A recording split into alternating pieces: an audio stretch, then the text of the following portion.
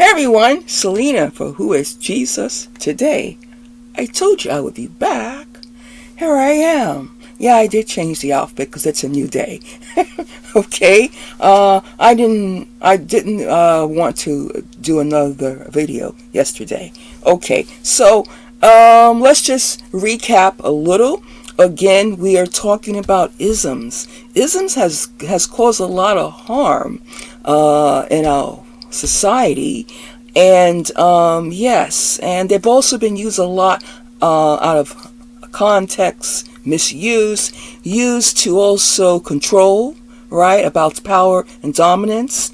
You know, I didn't think about legalism, but I'm going to pass today on legalism. I'll save that more when I'm addressing issues that are specifically about the church. Today, you know, and yesterday as well, I wanted to go over some of the isms at a time in history, again, where the United States of America is at a crossroads, turning points.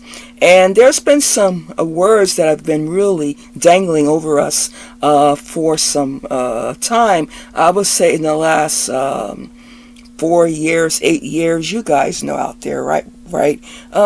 And you know, I really say that sometimes we just need to stop for a moment, pick up the Webster's dictionary and just break down some of these words, because we know what these words mean or have been taught what they meant at some time. But over time, when words are used just so haphazardly, people use words to gain control, to shut people down, to shut them up, to falsely accuse.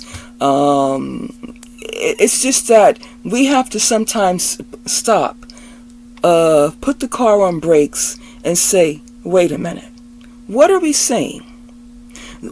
Are we saying things that are really correct in its origin?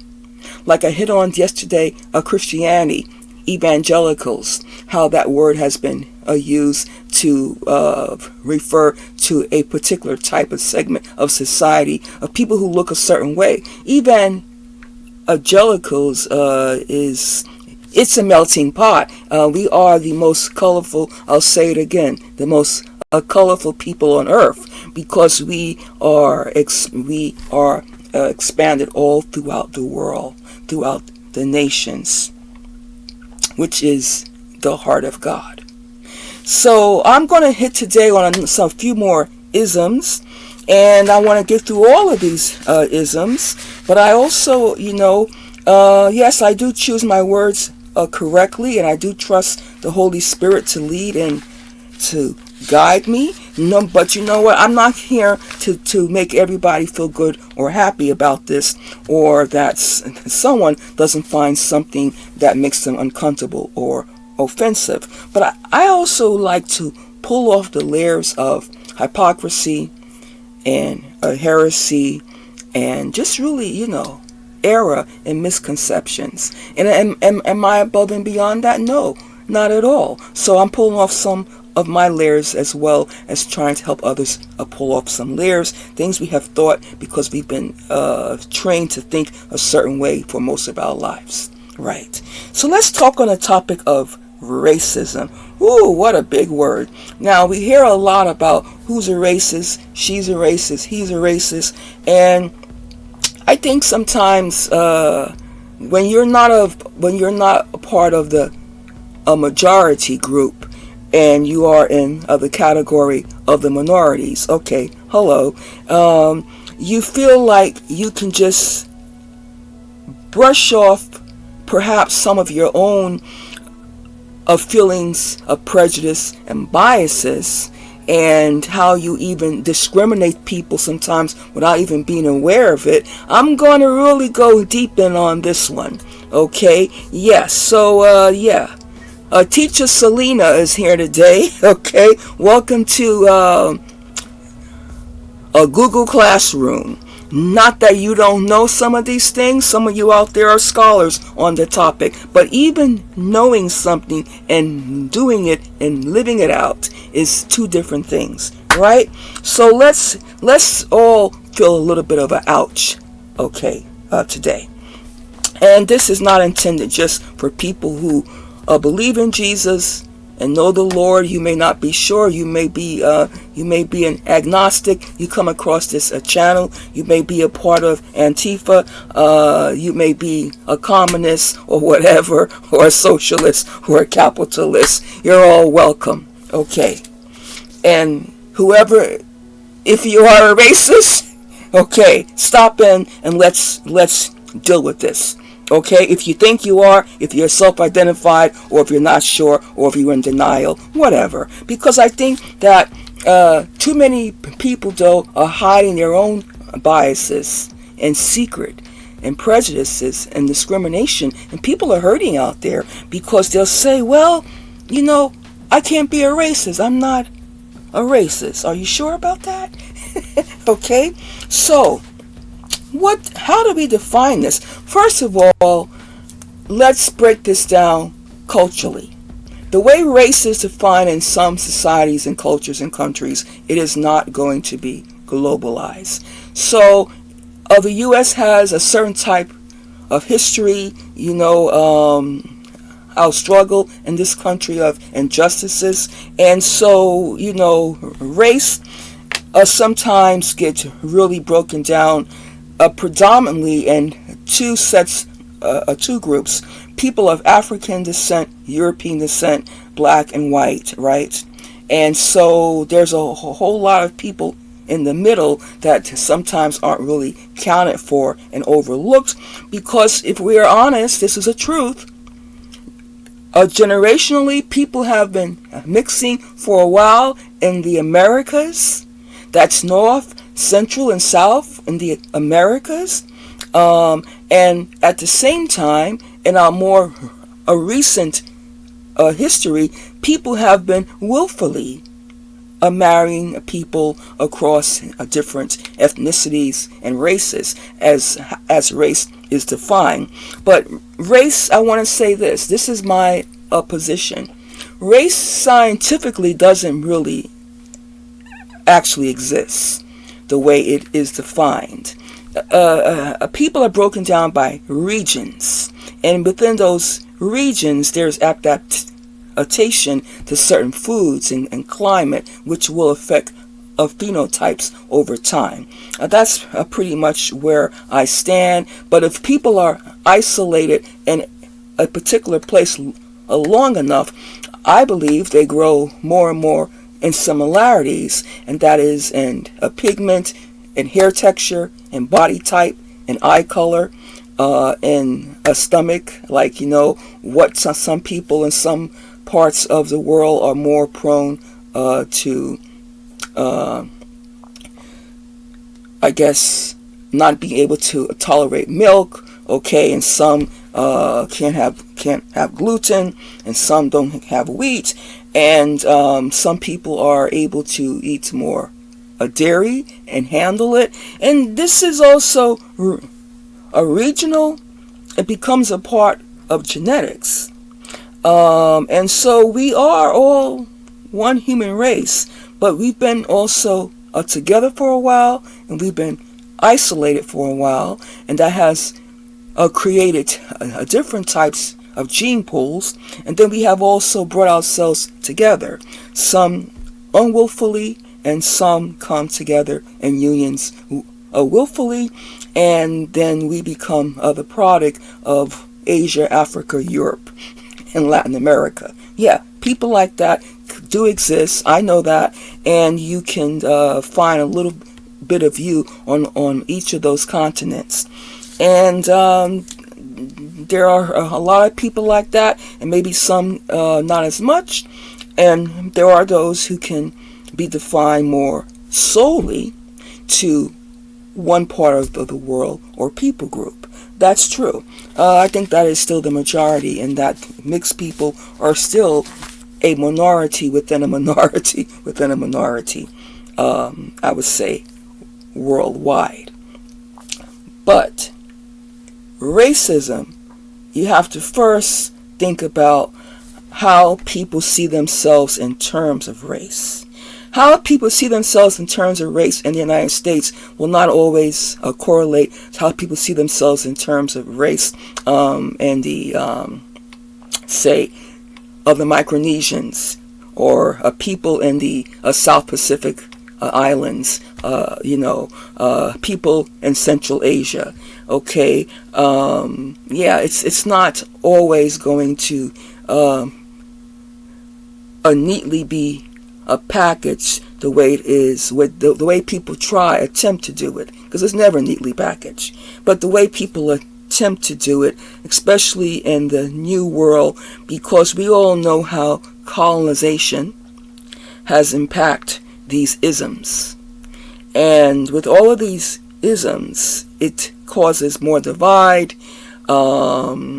It's also used as a means to intentionally divide, and also to mislead, and to just use a lot in politics. And I do not agree when politicians want to use people's struggles and vulnerabilities to push their votes and agenda. It happens, I know that, but that's, as you can see, I'm not really on that bandwagon. If you're going to lead, lead all people justly as much as you can, and to do to have policies that will help people across the board. You may advocate that you are going to be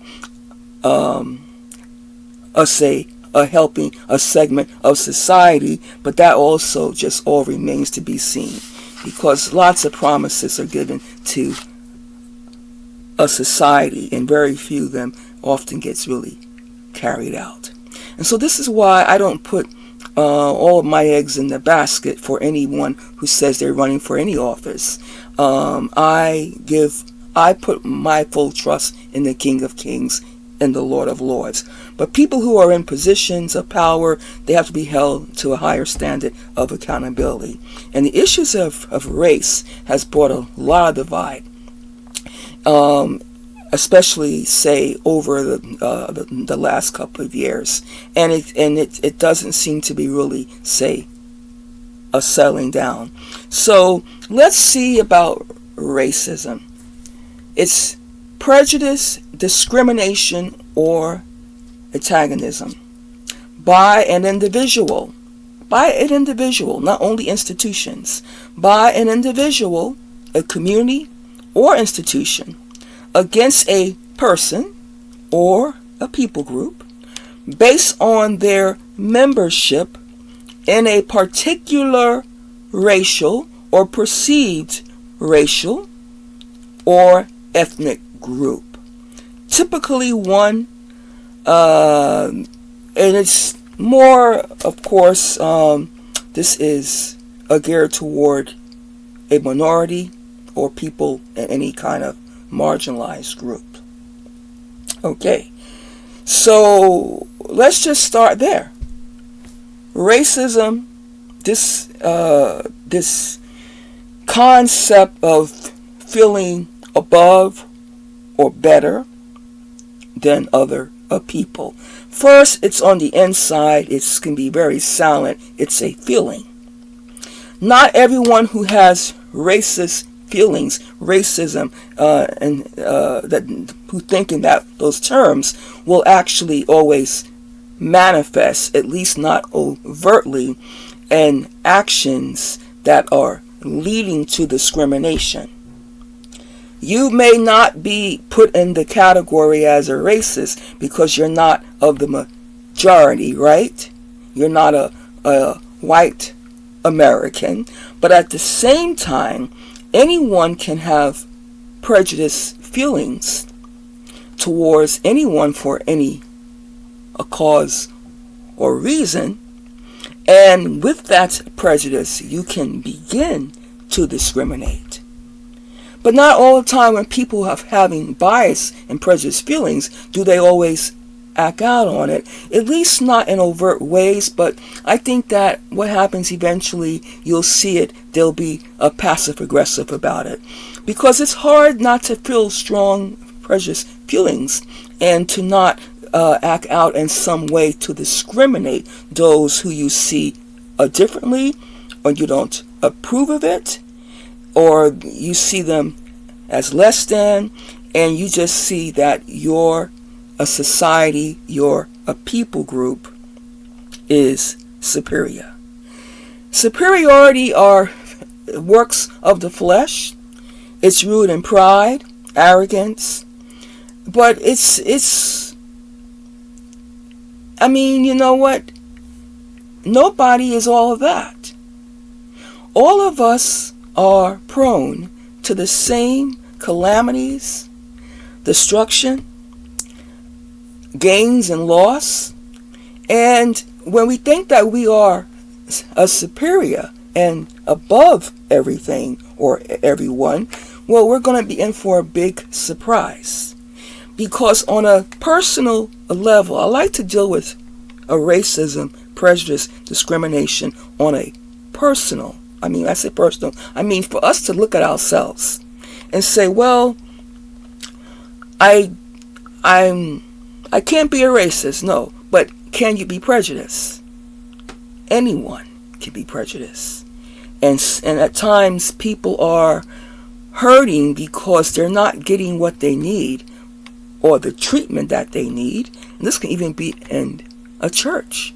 This is across denominations, across cultures, across belief systems. I'll show you how easily any one of us can show prejudice and discrimination. And a lot of times it is not easy to recognize at first, because often it's not intended to.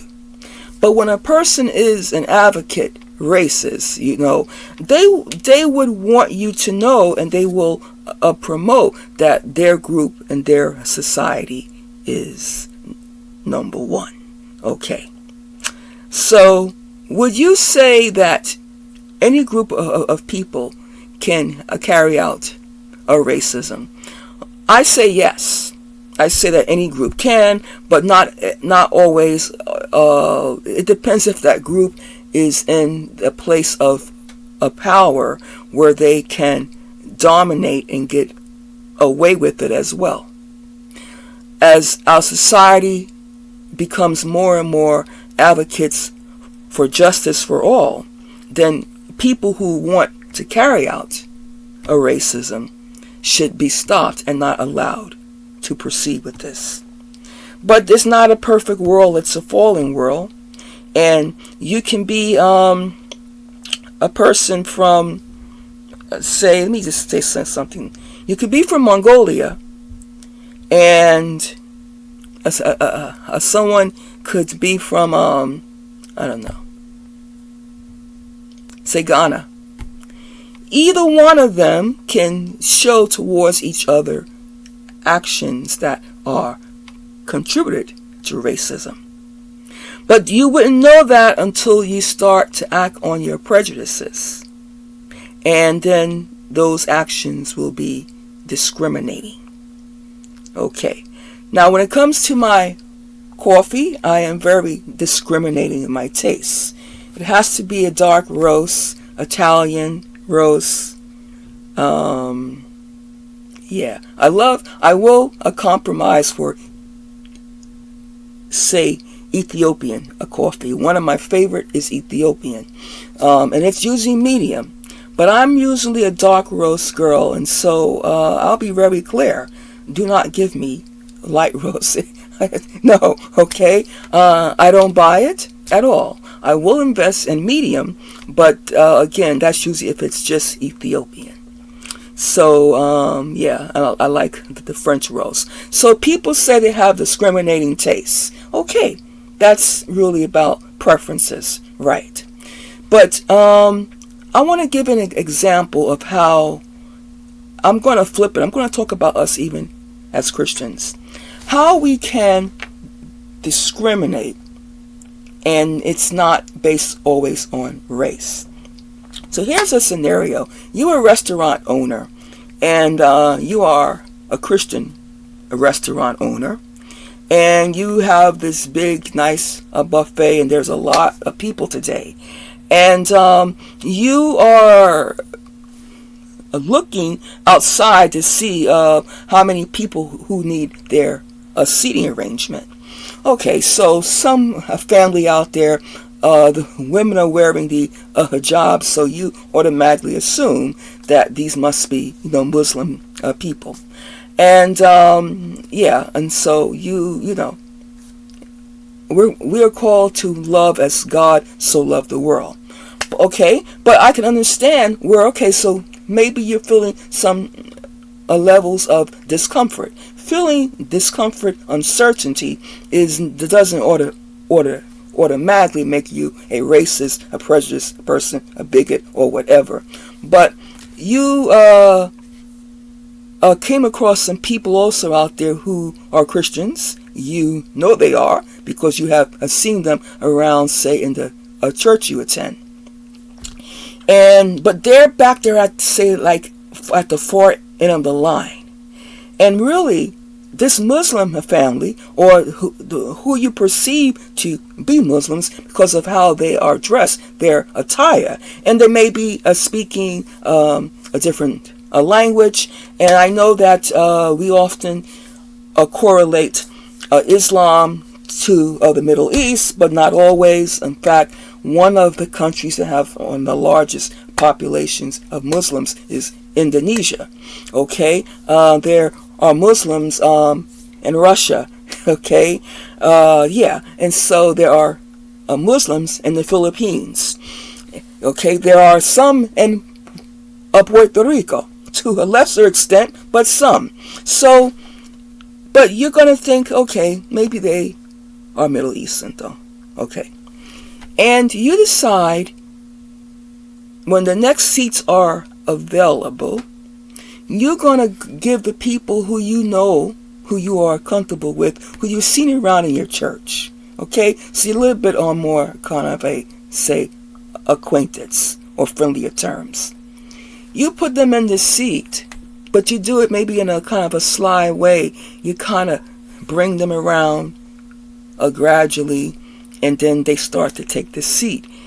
And you may want to say, well, it was a lot of them, so I want to make sure they get that larger table or something. And these people were next.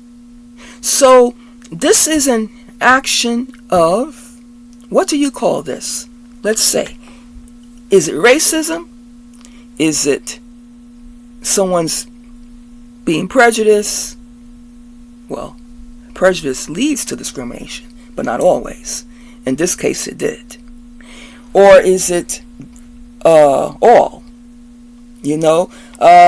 I didn't tell you the race of the person. Okay, let's just say they're white. Okay, so because before it can be, say, racism, we're going to have to try to define race, right? Because race cannot always be defined. But there are, again, what's white in the U.S.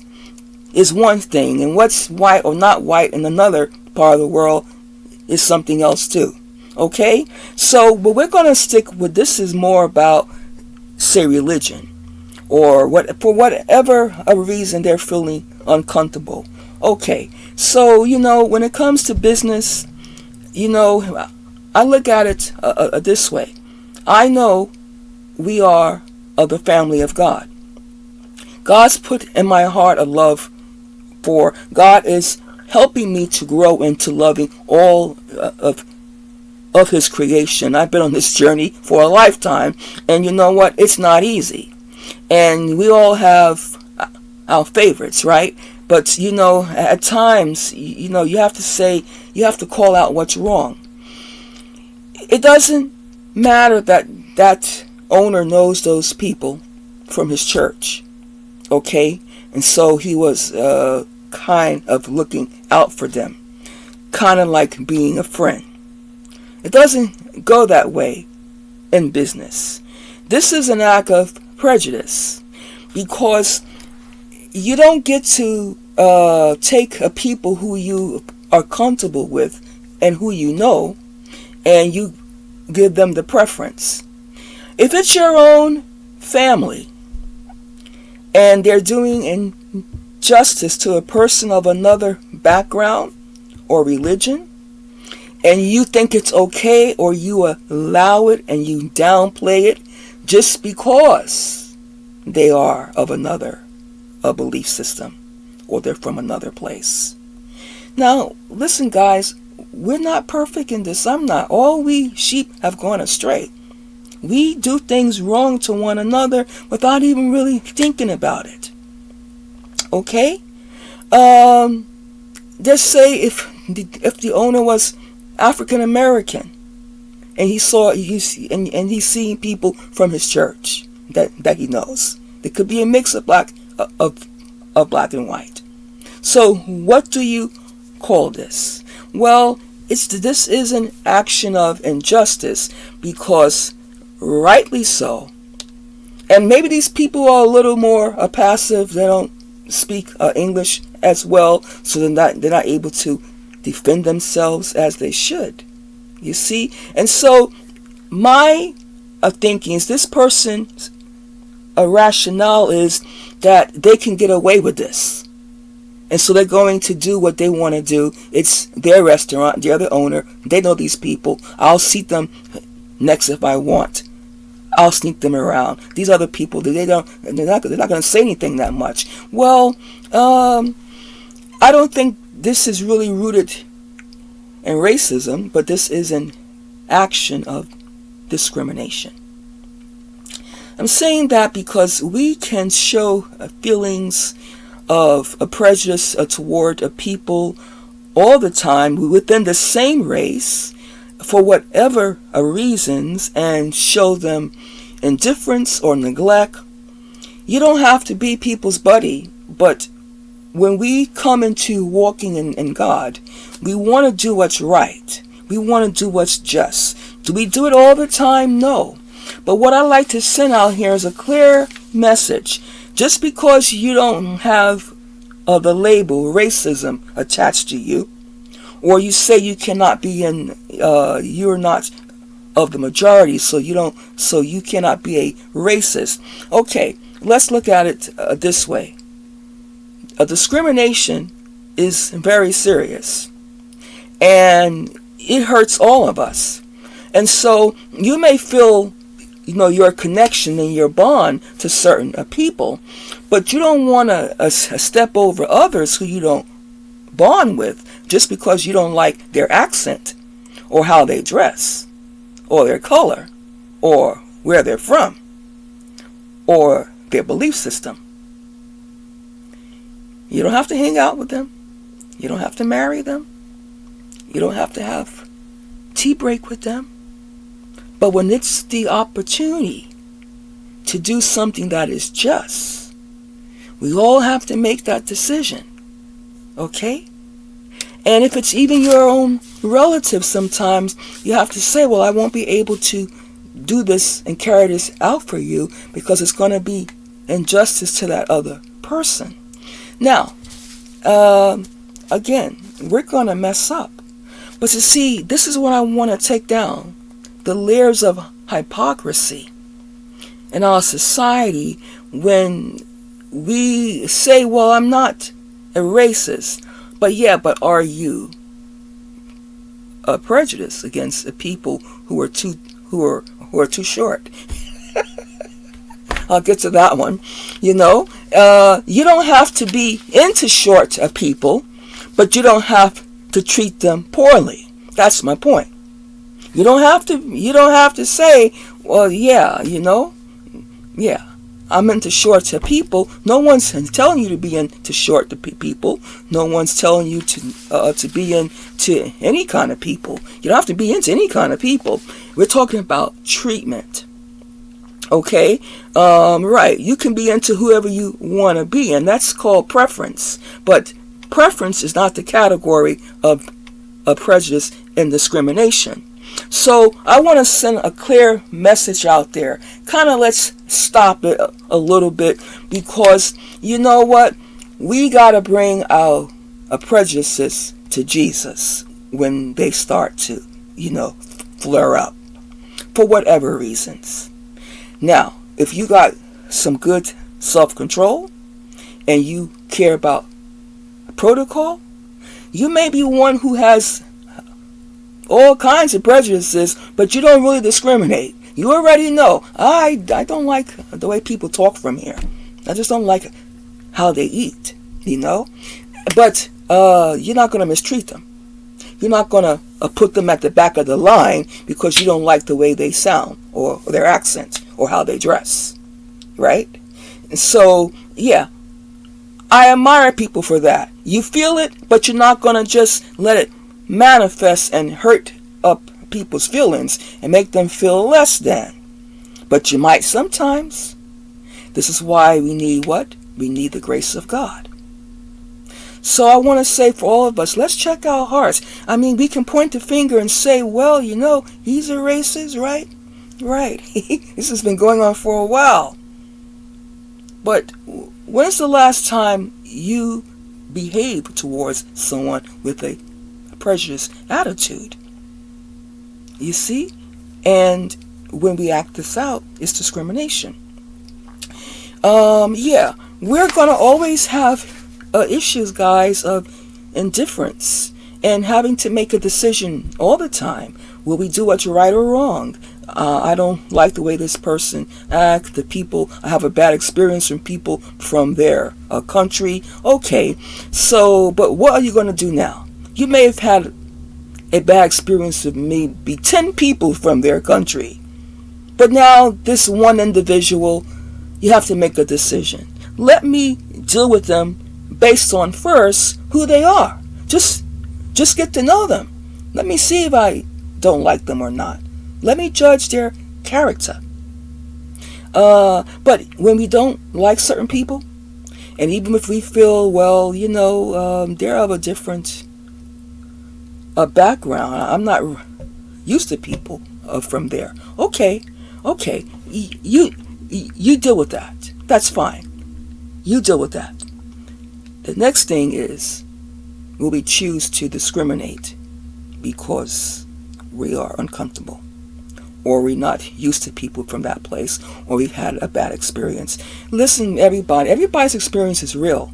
And you don't know that a person may have lived in a particular country or a neighborhood, and they may have really gone through some hard times. And those things really stick to people.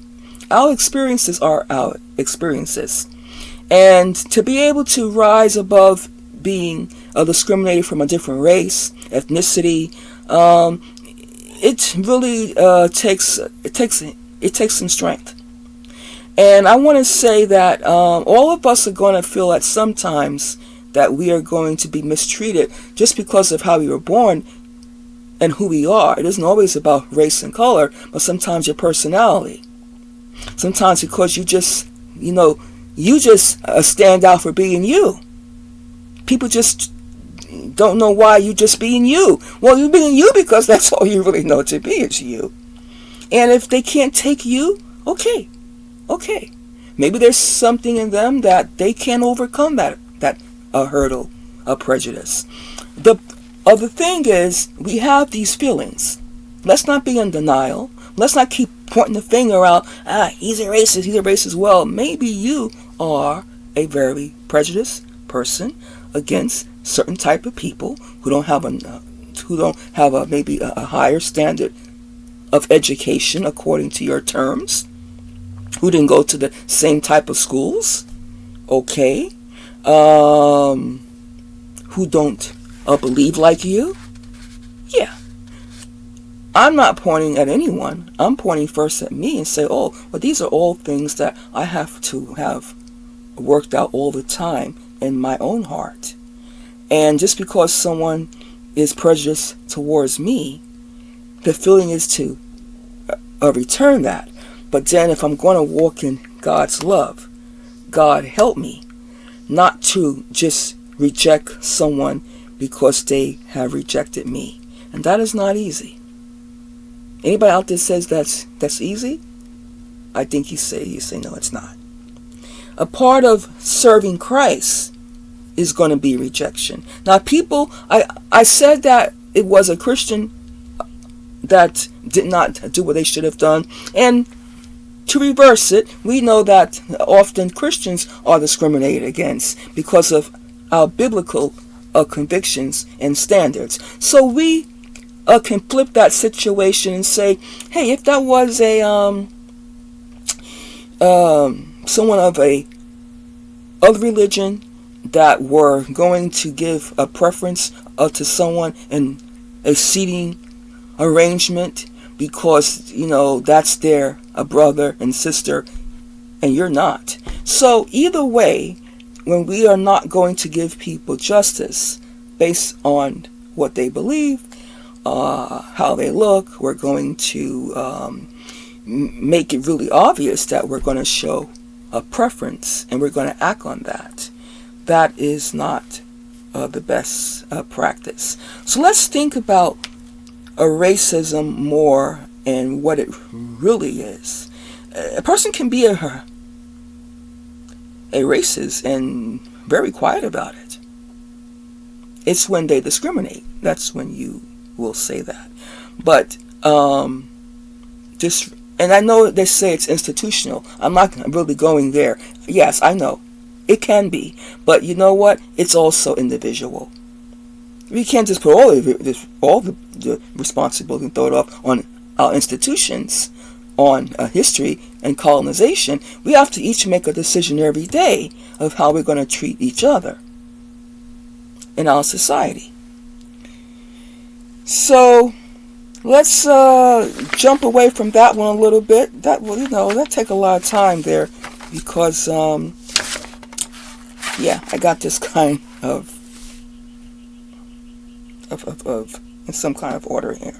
So let's talk about ethnocentrism. Okay, let's go through that one really quickly. Evaluating and elevating one's culture to a higher standard based on preconceived notions of superiority, based on customs, beliefs, traditions, etc. This one is really hard for all of us. People fall into this.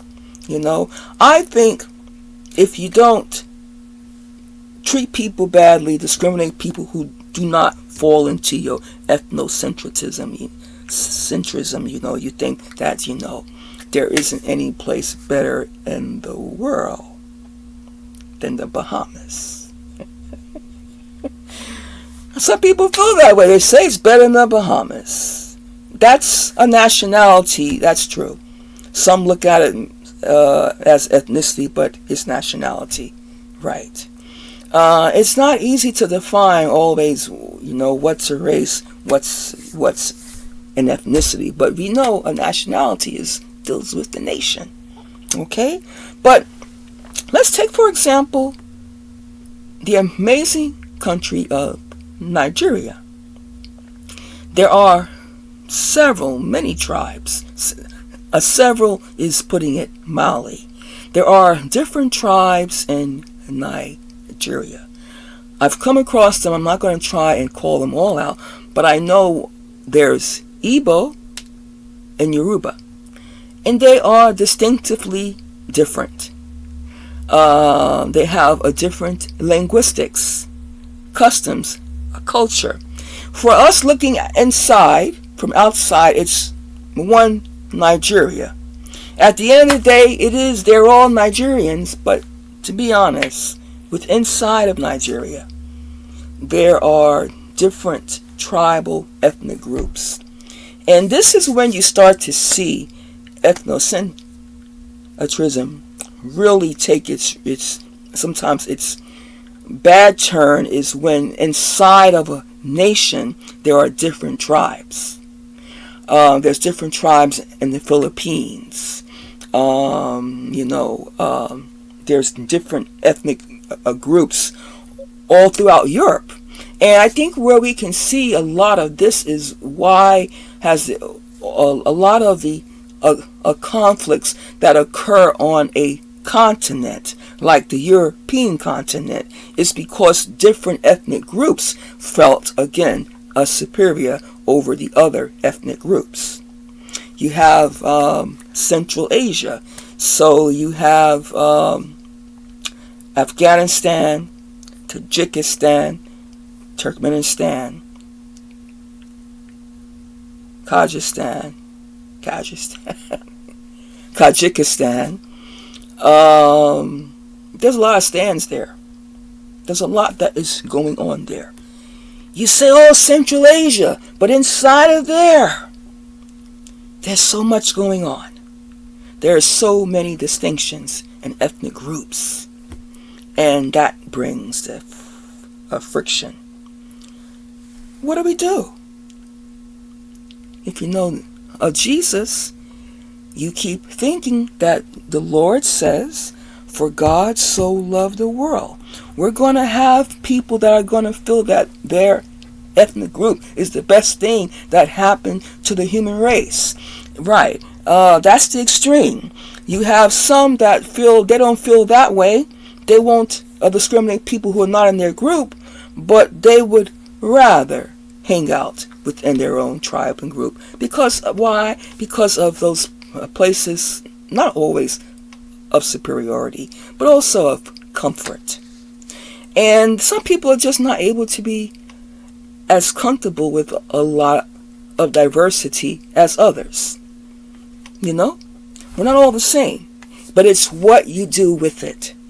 Okay, world? Okay, body of Christ? It's what do we do with these feelings of discomfort, with ethnic pride, with national pride? How far do we take it? Well, there's another ism, extremism. If we take anything to the extreme, I think it becomes very problematic. Let's get through this now. We'll talk about classism. That's one that people don't pay enough attention to. Institutional, cultural, and individual set of practices and beliefs that automatically assigns greater value to people according to socioeconomic status. Many who call out racism just ignore their classism. Can I get an amen? Yeah.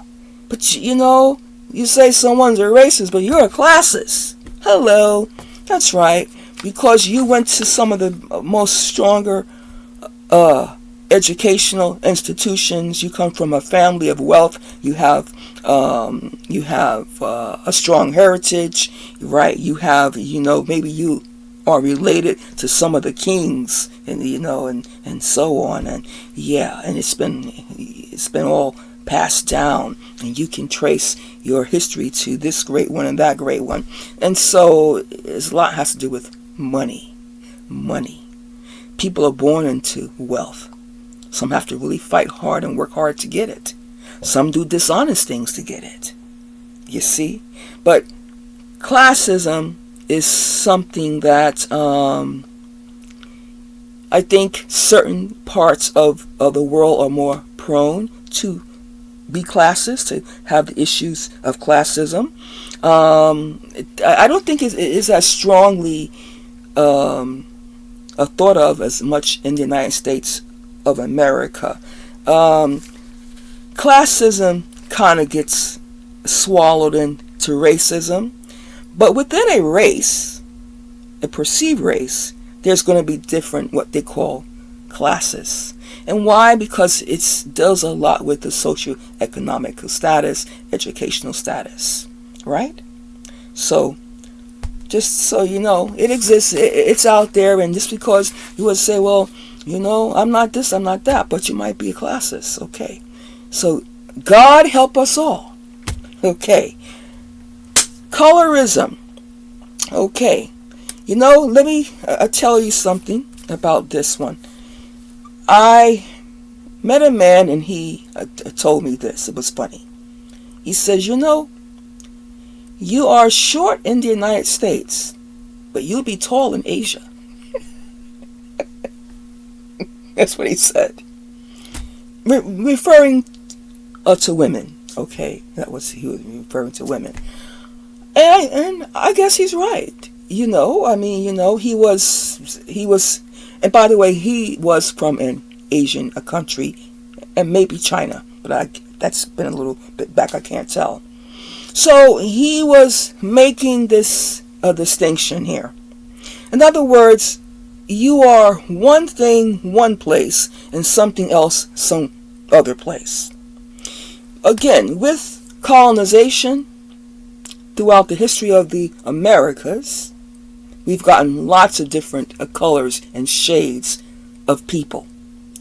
Through people deciding to intermarry, to mix a race, ethnicities, right, we've also gotten a wealth of shades of people. I'm glad that there are now companies that have just a whole array of different types of colors and cosmetics and for people who just have a whole range of different pigments within their community. So as people of color, there's so many different shades. You will always be lighter or probably darker than someone. It doesn't matter where you go on the map. You're going to likely find people that are lighter than you, for sure, as well as darker than you. Colorism has had a big history in the United States of America, but not only here. I say that on the continent of Asia, in different pockets of community, colorism is also quite prevalent. What I like to say, though, is this. I can prove to you that colorism has not contributed to our world's problems as much as we might think in the United States of America. Here's why. Because look at all of the inner tribal conflicts on the continent of Africa, in Asian countries, and European countries, with people whose range of color isn't that drastically different. Okay? Kind of the same, say, color family. Look at all of the conflict and the wars. How many times has the European map changed? The European map has changed. Look at the European map at one time. You go, what is this? Where's that country? Where's that country? Because it didn't exist. Or maybe it's gone because of invasions and takedowns. It wasn't about a pigment color. It was about other stuff. Okay? That superiority because of pride, of inheritance, because just somebody feels, hey, I'm bigger and better and I can conquer you. Okay? Like the Vikings, right? I know about the Vikings. You'd be surprised. You'd be surprised in your history who shows up. Okay? Viking raids. What were they doing? Well, they're doing something. Of the Huns. Of the Mongols. They invaded. Of the Ottomans, the Romans. What's going on? Is this colorism? This isn't really colorism. That's not their problem. There's something else going on. It's sin. It's the sinful nature in all of us that will take advantage and exploit if we can. Of course, some are prone to this more than others. It's based on the measure of power, of powerism that people have. Okay? Or they perceive that they have. So, that says it right there, though, that a lot of the wars and the conflict came from people right in the same continent who had a lot of similarity. No two people are exactly the same, but close enough. Let's go to socialism. A political economic system when the community owns and controls the production of natural resources rather than individuals leveraging out society. Well, rather than individuals. So I say socialism is an attempt of leveling out a society, because you know what it means out there. Whole lot, you know what it means. You're trying to keep the United States from becoming socialism. Okay, here we go. I see it like this too. I see socialism like a 3-step pyramid. All of us average mere humans, M-E-R-E, humans, are on the big step at the bottom. There's some elites on the next step, higher, that higher up step. And then there's the kings and the queens and all the people of totalitarian mentality at the top. For socialism to work and to be all leveled out, people have to be at the bottom, someone has to be above them, and then who's at the top of the hierarchy, the pyramid. So you can look a little more into to socialism. I'm not a socialism expert because I wasn't born and raised in socialism, but some people out there you really know. And so, yeah, was it ever really leveled out? It may seem, I think, like it to some societies in the history. I'm going to look a little more into this.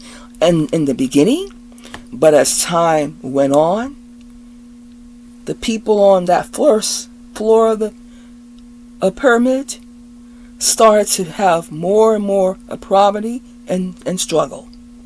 You see? So it's something for you to think about in moving forward. Socialism, here's what I like to say. Is it very different from Nazism? Fascism? Because you still have those upper end people in the higher ranking. Everybody in the whole society is not going to be on the same level, the same floor. So this is just something to really ponder here. Does socialism make life easier for anyone on that first level, that first floor of the pyramid? Who are going to be those at the top? Okay? Those who are eating a steak while the other ones are eating crumbs. Think about that. Think about that. What do you prefer? Being told how much you can grow and advance, and giving boundaries and borders of your, say, advancement and achievements, so everybody can be on the same level, as they say, same level, not really? Or do you prefer something else? So let's just look a little further into this. Communism. Communism. A political, economic, and social ideology that aims to have a classless society. Okay? Production is owned and common, and wealth. So, in other words, in communism, the politics here, the economic and the social ideology aims to have a classless society. But how do you have a classless society when you have the big people at the top who keep getting all the wealth, all the power? How is it classless? No, again, I look at a communism as a 2-step pyramid. That's just my opinion. I'm not saying that this is something that I got in the encyclopedia, but look at it this way. There's like 2 steps here. Everybody is supposed to be all equal out on that first step, but the state owns the major resources, the property, okay, education, agriculture, transportation, etc. Just about everything that you own, including you. They own just about everything you own, including you. You may think, so like, yeah, there is really, I don't think, a a classless system will exist with any society. Great try, but I don't think it works. And I say this, that ultimately, based on biblical references, the function of the Antichrist will be closer to the two-step pyramid established world order, because this Antichrist will be at the top, and all the other ones will be under the Antichrist, under his leadership. There'll be people put in place in positions of power like robots, to make sure you don't step out of line and you are in place under his control. So if you're born again, the Spirit of God, don't expect to be around, but some people have a different biblical opinion on that, but I'm not going to go on that topic today. All I have to say is stay close to Jesus and you'll be okay with all of these isms, because these isms impact all of us. We can't fully run away from them. Let's go to capitalism. Now, this is the ism in the free world and in the United States of America. That is probably one of the isms that you say. Now, that's okay, right? Good old capitalism. An economic system where private individuals, like you and me, average people, and organizations can own and govern their means of production, prices, products, and the means of distribution, all in a competitive free market. Capitalism, private individuals, average people, everyday people, people who are coming from the bottom and working up, organizations can own and govern their means of production, of prices, products, etc., etc. There is a lot of competition, but that's a competition you can have, and so can the next person have it. But there is also, we got these other isms. It's at times, yes, a classism gets in the way, a colorism gets in the way, racism gets in the way. What other isms we got there? Maybe extremism gets in the way. Yeah. There's always something to try and stop any individual, any type of individual from really moving forward. You see? But the opportunity is there. It's not that it doesn't exist, at least it does exist. And many have become more and more, say vigilant, and because they've had to climb over so many oppositions and obstacles to get to that other side of achievement. So if you like to be competitive, you like having that opportunity to compete, you know that you're going to still have some other isms that may be pushing you back, but at least the opportunity does exist for you to try to overcome it and move forward. And at the same time, inspire many others to do the same. So I like to say this too. I like to say this as I close down. I think that the socialists and the communists have truly benefited from capitalism. In order to promote their brand of socialism and communism, they're also benefiting, in my opinion, from capitalism. How else? They also have had the opportunity to strive, to compete, and to drain some of the pockets of others. You see, the opportunity is always there. Capitalists are also, there's a lot of corrupt people who are capitalists. Absolutely. Because you have people always that will take advantage and exploit in this fallen, sinful world.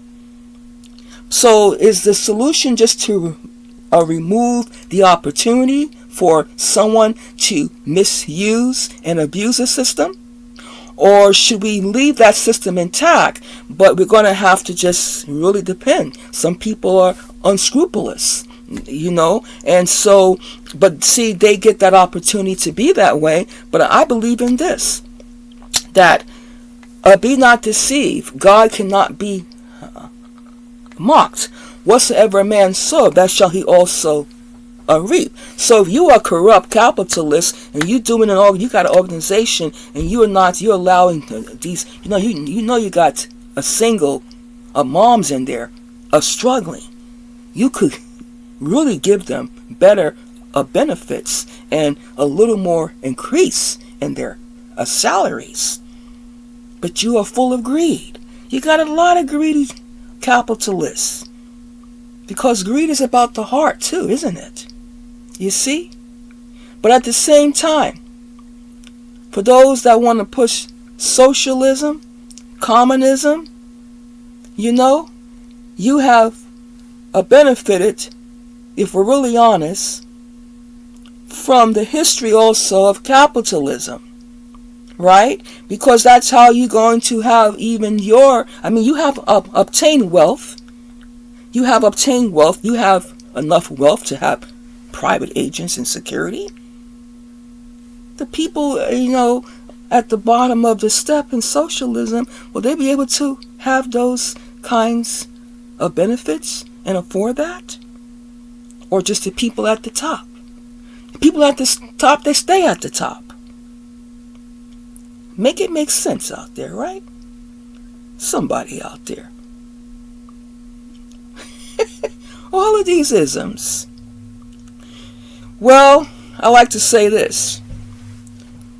For all of the free-spirited people out there, I think you're going to feel freer with capitalism than socialism, communism. Okay, let's close down with sexism. I forgot to include this one just about. So, this is a gender discrimination, primarily affects women and girls. Okay, so men feel superior over us, or, it can be a manifest in attitude, behavior, practices.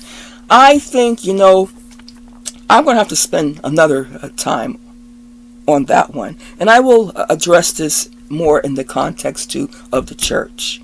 God designed us to be different, to have our own distinctiveness. When it comes together in the love of God, the power of God, it works. One strength is not another strength.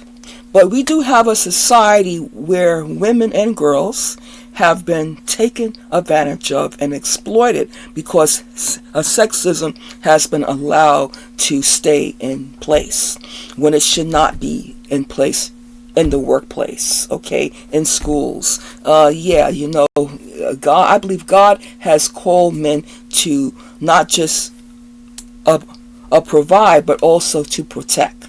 And I know some people may differ on that, but no, I do believe that man should be in a leadership, but I also do not believe that God has not called women to also at times lead.